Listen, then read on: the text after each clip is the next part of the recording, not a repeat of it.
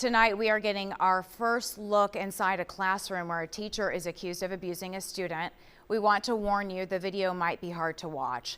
The state attorney's office hid the identities of the children in the 23-minute video. About 10 minutes into the clip, the teacher appears to be struggling with a student who has special needs. The heavily redacted video shows the apparent struggle continuing for several more minutes before a desk is shoved out of place by someone hitting it. Nicole Rodriguez is charged in connection with the April incident. The police report says she told them she was using de-escalation techniques at the time. We should note the school has since closed and will not reopen in the fall. Anchor Lauren Pastrana is related to the president of the now closed school, and Lauren has a personal connection to Rodriguez.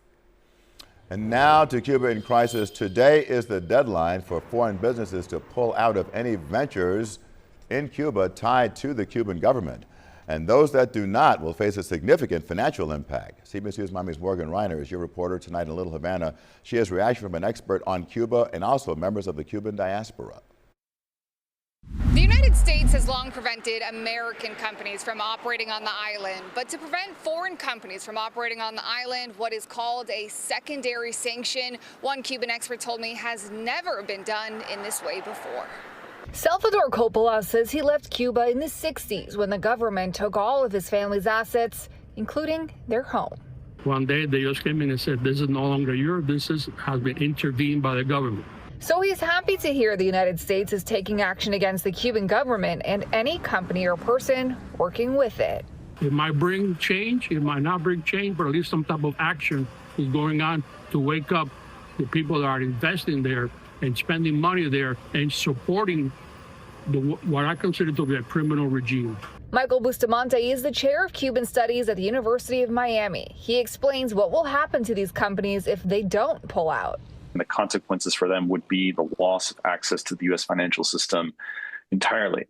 And for some of, say, the international hotel companies that do have business interests in Cuba and also business interests in the United States, they probably cannot afford to lose their financial access to the U.S. to the U.S. economy. Cuba's central bank announced that a bank that processes Visa and MasterCard transactions has left. And video shows foreign hotels taking down their signs. For the leaders of those companies, they risk losing their visas to travel to the United States and having their own assets frozen.